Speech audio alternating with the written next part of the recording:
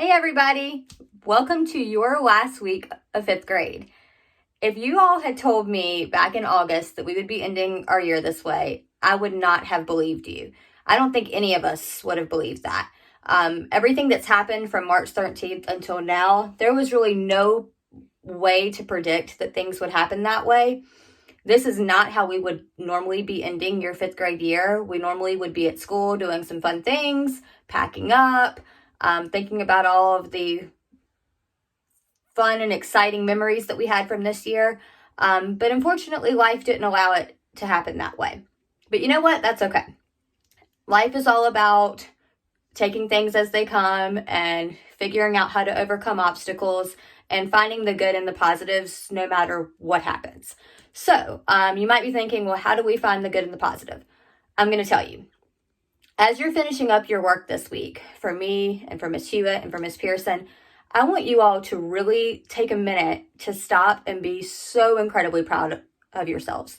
You all have worked so hard this year. You have grown from those little 4th graders that came to us into kids that are truly going to be ready for middle school. And we are really proud of you for that.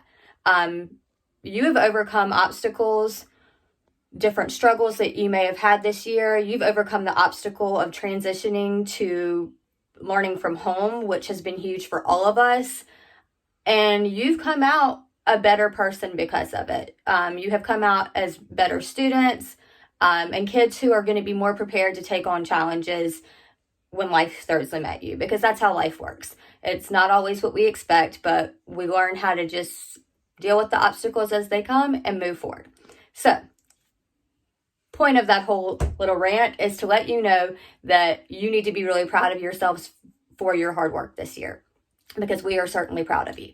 I want you to make sure that you watch this entire video, because I am going to talk a little bit more at the end about what the end of 5th grade is going to look like as far as picking up things, graduation, all that good stuff. So make sure that you watch the whole thing.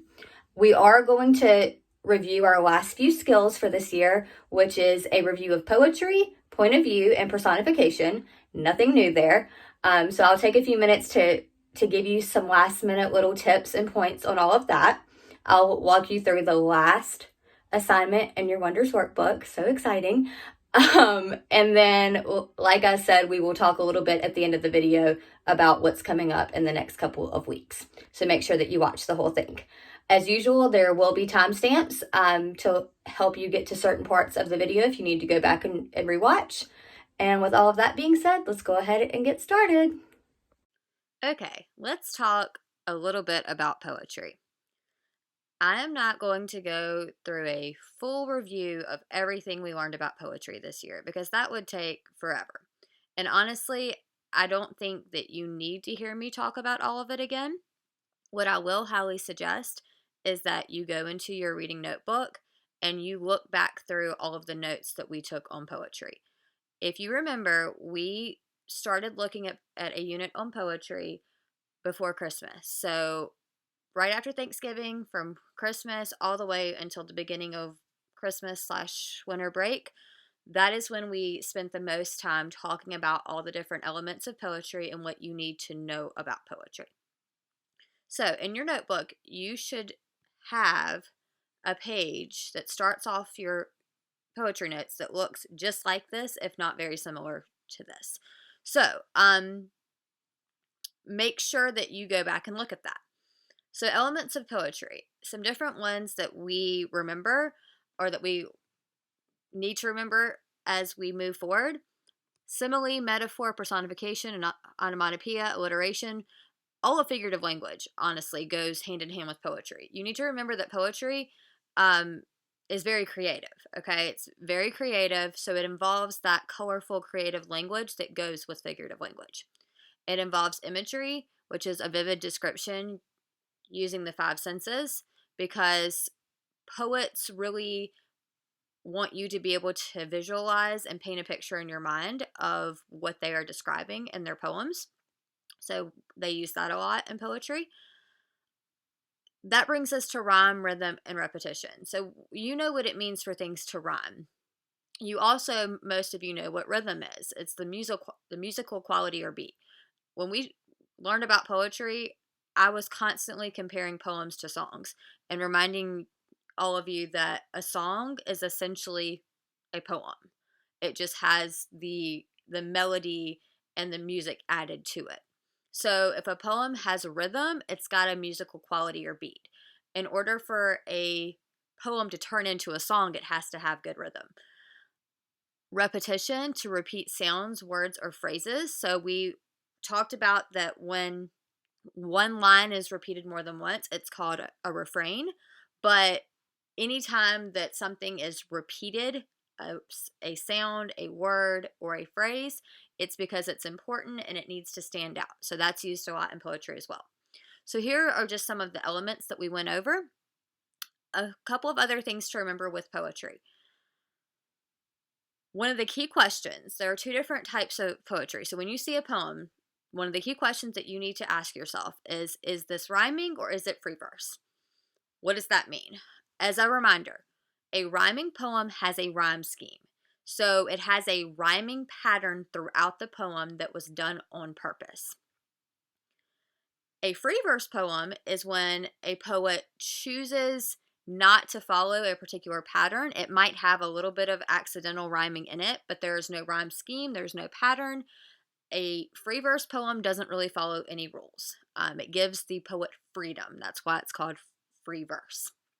So that's one of the big things to think about with a poem. Is it rhyming? Does it have a rhyme scheme? Or is it free verse? You also need to be able to identify stanzas and lines and be able to notice that that's how a poem is made up. It's not made up of sentences and paragraphs like what we normally read. It's lines and stanzas. So you have a page in your notebook about that.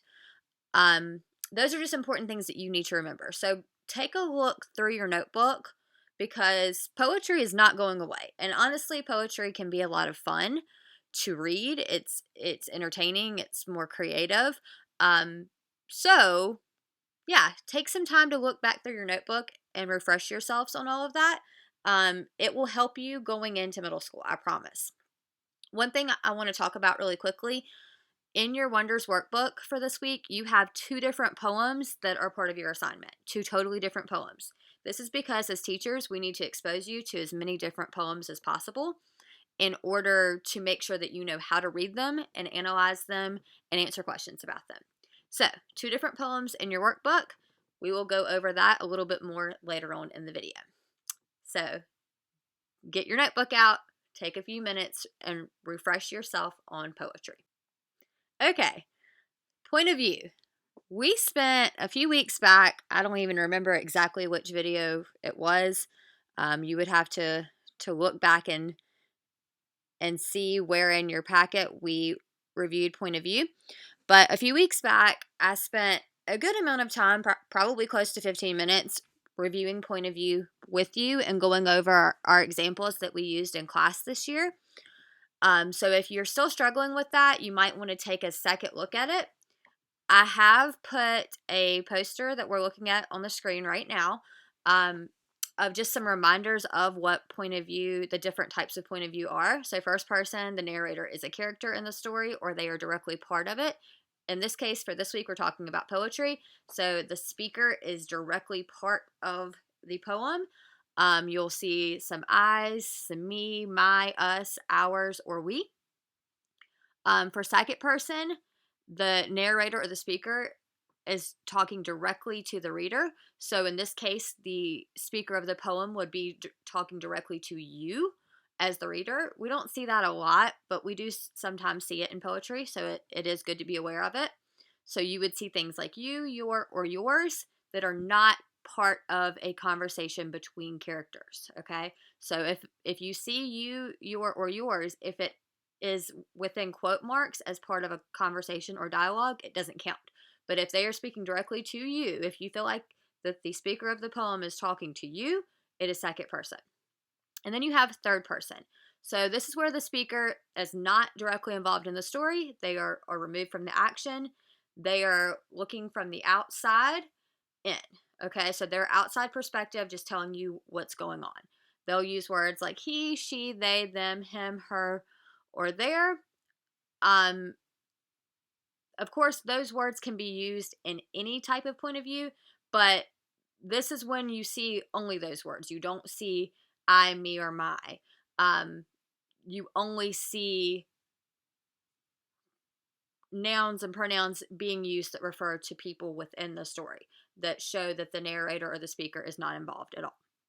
So more in-depth explanation can be found in the previous video where we already went over this, but just as a reminder on the different types of point of view, remember that point of view has to do with perspective as well. So sometimes if a question asks you about point of view, it might be asking you what point of view is it being told from, first, second, or third, but it could also be asking you to think about the perspective or the opinion that the narrator or the speaker has. So the way that they see things, because it can differ. As we know from reading different things, sometimes depending on who the narrator or the speaker is, they see it a certain kind of way. So keep that in mind as well. If you struggle with point of view, just remember not to let it confuse you. Point of view is perspective. And like I said, if you need to go back to our previous video, it will still be there. That 15-minute review is still there for you if you need it. So feel free to go back and take a second look at it. Okay, quick little review about personification. We reviewed this when we talked about figurative language. So if you would like to go back into your figurative language notes or to the figurative language video, you can do that, and that will be more of a review of what personification is.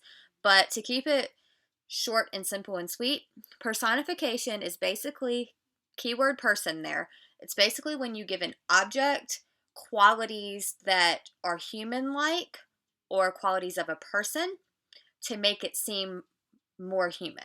Okay, so an object that is not human, you give it qualities or you describe it in a way that makes it sound like a human even though it's not. So rather than give you more examples of that, what I wanted to do, since we're talking about poetry this week, is find an example, and I found this from Scholastic, an example of a poem that shows really good personification. So this is called Thoughts of a Backpack. I'm not sure who it's by, but it is from Scholastic. That's where I got it from. If you notice, it's kind of formatted in kind of an odd way. Some of the lines are moved over. They have little indentions there, which is kind of interesting. I don't really know what the purpose is of that, but just something that I picked up on. We have 1, 2, 3, 4 stanzas technically, with some of those lines kind of scooted over. So let's read through it. Thoughts of a Backpack. Right from the beginning, you should be able to see that this is an example of personification, because backpacks do not have brains, they do not have thoughts. If they did, it's no telling what they would be thinking, but they don't have that. So let's take a look at what the poem says. You stuff me with books and lunch and a ball. It's kind of hard to hold it all. And then you forget to empty me out. That's when I wish that I could shout, 'cause I'm full of goo and lunch and junk and rot and mold, all sorts of gunk. But wait a minute, I'm not done. Riding you piggyback really is fun. I dance and bounce as you run along, and my trinkets jangle and clank a song. Okay, so this is kind of giving you some insight. If your book bag or your backpack really did have a brain, this could be what they're thinking, or what it's thinking, depending on how neat you keep your backpack, or how messy, or how full it is of things, or whether you leave your lunch in there. Hopefully you don't. Hopefully that's in a lunchbox. But yeah, so this is a good example of giving person-like, human-like qualities to something that isn't a person. A backpack's not a person. It doesn't think. It doesn't care what you do with it or put inside of it, because it's not a person. It does not have a brain. It quite literally does not have a brain. But if we were thinking of it figuratively in terms of personification, this author decided to try to get into the perspective or the point of view of what would the book bag be thinking. So here's just a nice little example of a personification poem that might help you better understand what personification is and what its purpose is. So hopefully this makes sense to you and helps you out a little bit with all of that. First things first, when we read poems and we read through it, which I'm not going to read the whole thing, but you need to, I would say that for each of these poems, you need to read each one at least 3 times. The first time, you need to read it just to give yourself a preview and understanding of what's going on. When you read the poem, there are a few things that you need to be looking for. So, before I start talking about that, let's take a look at where it says take notes, because they want you to preview here. They want you to preview both poems. They want you to look at the photos and read the titles and predict what you think each will be about. So do that first. After you make that prediction, you're going to come to your first one, to travel. You're going to read through it. When you read through it, I want you to start analyzing this particular poem. So a few questions that you need to ask yourself. Is it free verse? Is it rhyming? How many stanzas does it have? How many lines does it have? Those are all important questions that you need to ask yourself before you even start looking at the questions that go with the poem. So let's see. If we're looking at how many lines it has, I'm going to use a pretty blue. Or not how many lines, I'm sorry, how many stanzas. Remember, poems don't have indentions like paragraphs. They have lines instead of sentences and stanzas instead of paragraphs. So you might be thinking, well, how do I tell the difference? If you see there's this little space in between each stanza, that will help you. This is not very bold. Let's make it bigger. That will make it easier for you to number your stanzas. So 1, 2, 3, 4, 5, and 6. So this poem has 6 stanzas. You would then need to number your individual lines, okay? I'm not going to do that because it would take me entirely too long on this screen. But if you look, you have 1, 2, 3, 4, 5, 6, 7, 8, 9, 10, 11, 12, 13, 14, 15, 16, 17, 18, 19, 20, 21, 22, 23, 24, 25, 26, 27, 28, 29, 30, 31, 32, 33, 34, 35, 36, 37, 38, 39, 40. 40 lines. So I'll just put a little note up here that says 40. Well, my handwriting is not good on this screen. Okay, so 40 lines total. I hope that my math was right on that. That was a quick count. Another thing to notice, sometimes stanzas have the exact same number of lines in each stanza. Sometimes they don't. In this case, they do not. So you would need to look at your total. Okay, so we've done that. We've counted our stanzas. We've counted our lines. Next thing would be to decide, is it free verse, is it rhyming? So remember, free verse is when the poet has the freedom to not really follow any particular rules or guidelines as far as rhyming goes, a rhyme scheme. They just do what they want to. If a poem is rhyming, it has to follow a rhyme scheme. So let's start looking at it. To travel, to visit distant places, to leave my corner of the world, to seek new names and faces. So we already have a little bit of rhyming. Let's see if it creates a pattern. Adventure, exploring foreign lands. If I can leap across the globe, my universe expands. A novel waves her arms to me. Come read, she cries. Her pages dance with ancient tales, a feast for hungry eyes. The paintings on museum walls are begging me to tour. Leave your home and live our scenes, a grand exchange for sure.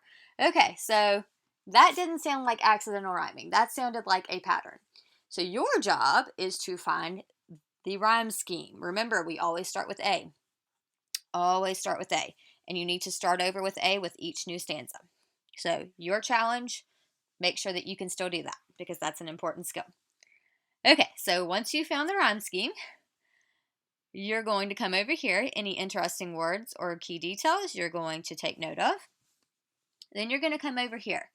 So the first question says page 156, personification. So here's the thing. They're not asking you about particular stanzas. They're just saying page 156, which would be this page.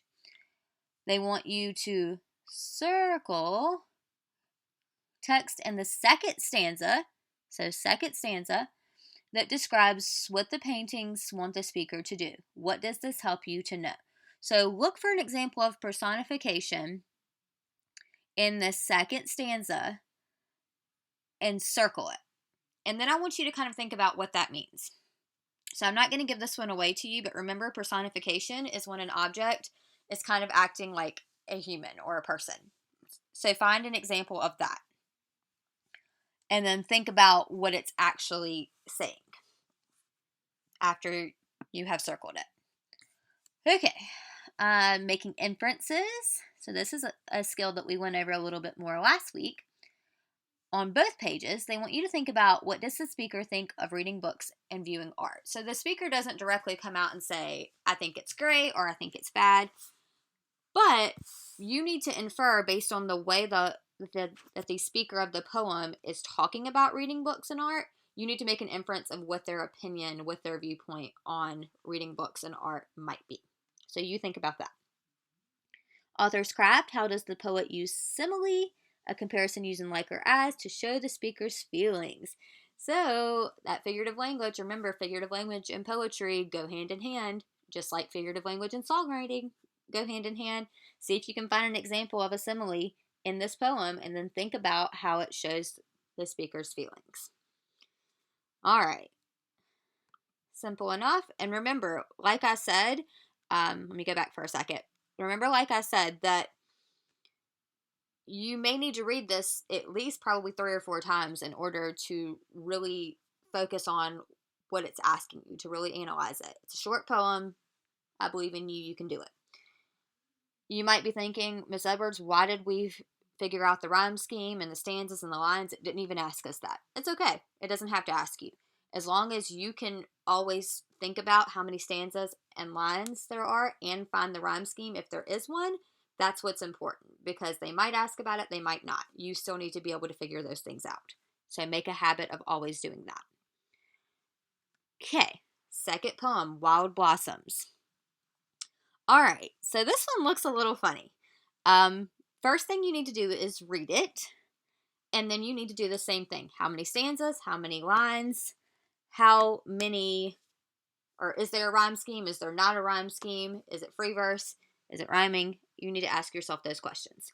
So you might be thinking to yourself, Miss Edwards, this does not look like your typical poem. I'm confused. I see what looks more like sentences. I see periods, and this looks like 2 paragraphs. I understand this does look a little bit different. Remember, poetry is about having creative freedom. So this poet chose to make it look a little bit more like normal paragraphs, but there's still a way to find your stanzas. So let me show you. Let's do arms this time. Okay, so simple enough. This is your first stanza. This is your second. So you might be thinking, but Miss Edwards, those are paragraphs. Well, here's the thing. A paragraph is going to have an indentation. If you remember when we were writing, there was a finger space. We talked about that at the beginning of each new paragraph, there should be a finger space. You notice there are no finger spaces. They aren't really paragraphs. They're still stanzas. So 2 stanzas. So then you might be thinking, well, how do I figure out how many lines? Well, just count your lines. 1, 2, 3, 4, 5, 6, 7, 8, 9, 10. So there's 10 in that stanza. 1, 2, 3, 4, 5, 6, 7, 8, 9, 10. 10 in that stanza. So 10 lines in each stanza and 20 lines total. So I'm going to just put a 20 at the top. Okay, so you may have allowed yourself, if you weren't careful, to get really confused by that. Don't let yourself get confused. Just remember, it is in fact a poem. It says poetry right here. And just remember that this poet, Amelia Campos, decided to have a little bit more creative liberty and to make it look a little bit more like a classic paragraph with sentences instead of what you are used to seeing in a poem. So don't allow yourself to get confused by that. Okay, page 158.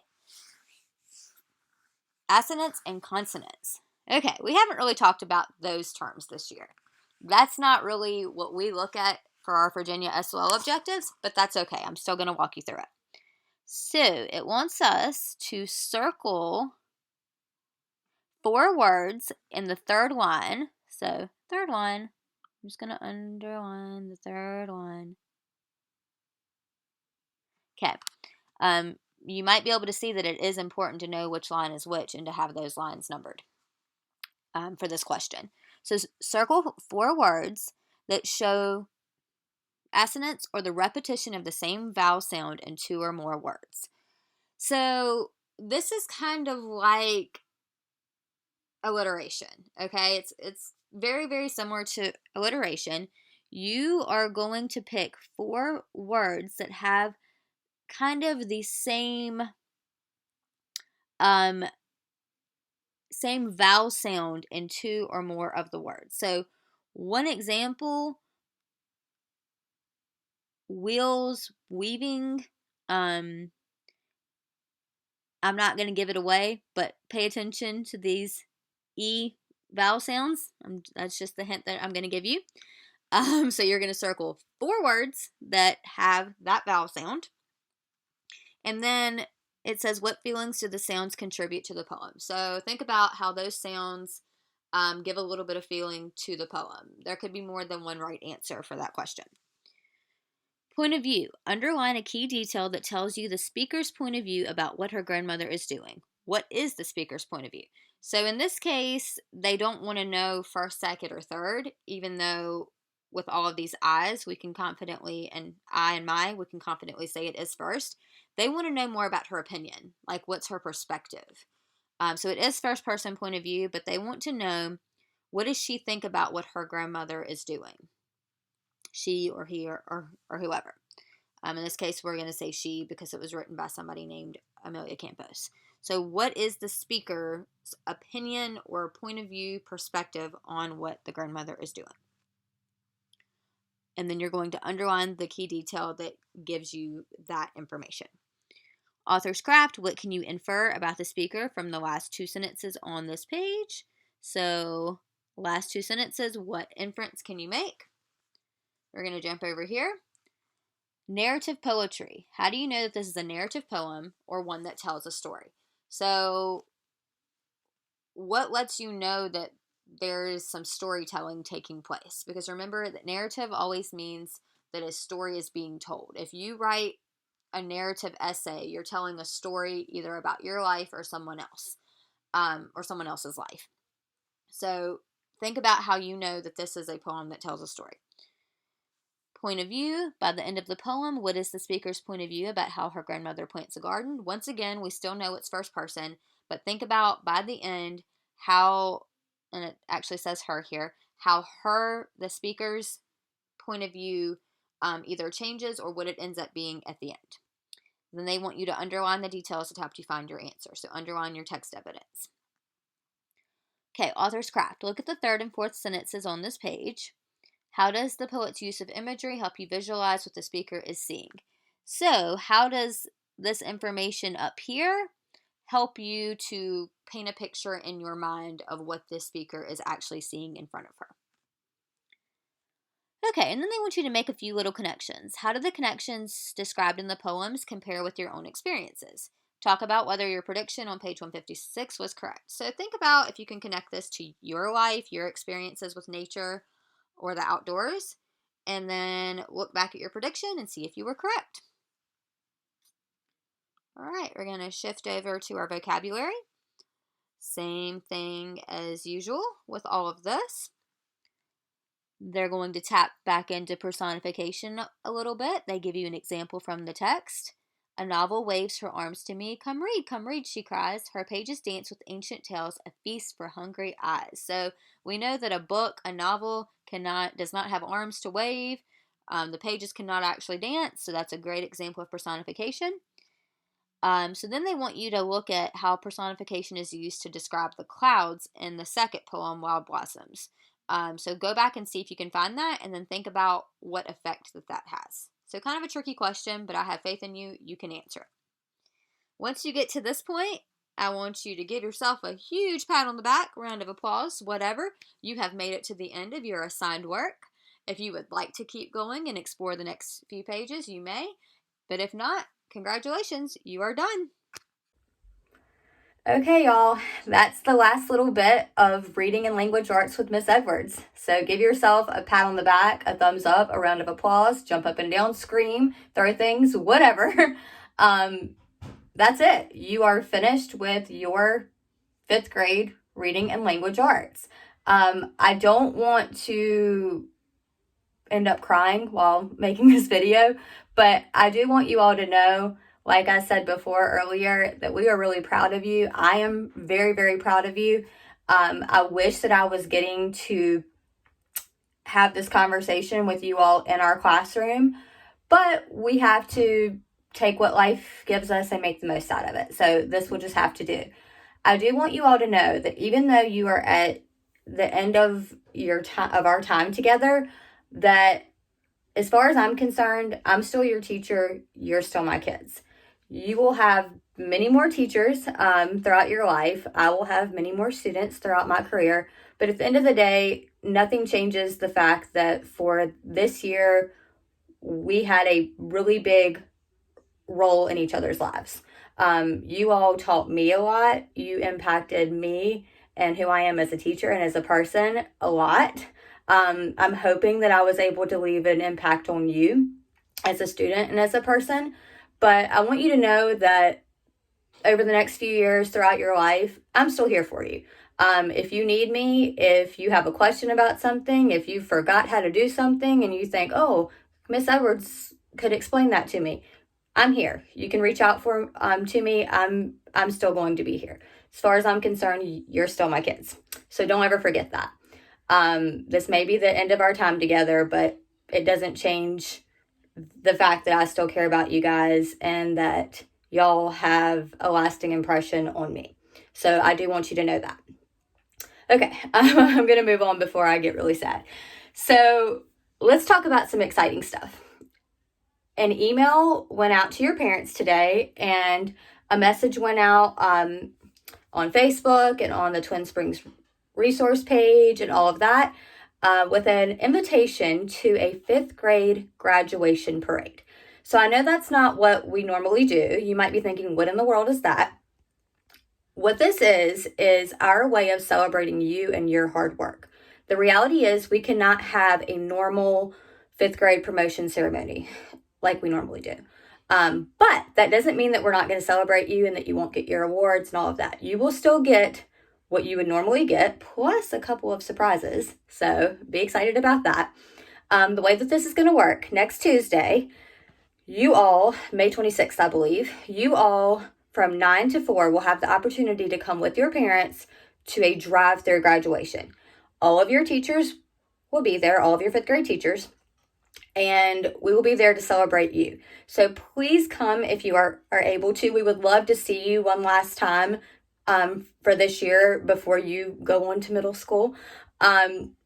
So we're excited about it. Hopefully you are excited about it. Like I said, a couple of surprises thrown in there. This will be an opportunity for you to also get all of your belongings that were left behind and wrap up the end of the year. So we're excited about it. We hope you're excited about it, and we hope that we will see you there. With all that being said, this is our last video. This is the last time that I'm talking to a screen while pretending that I'm talking to a classroom full of faces that I love. So I hope this will not be your last time seeing me. I hope I will see you next week at the graduation parade. And that's it. So hopefully I'll see you there. Bye.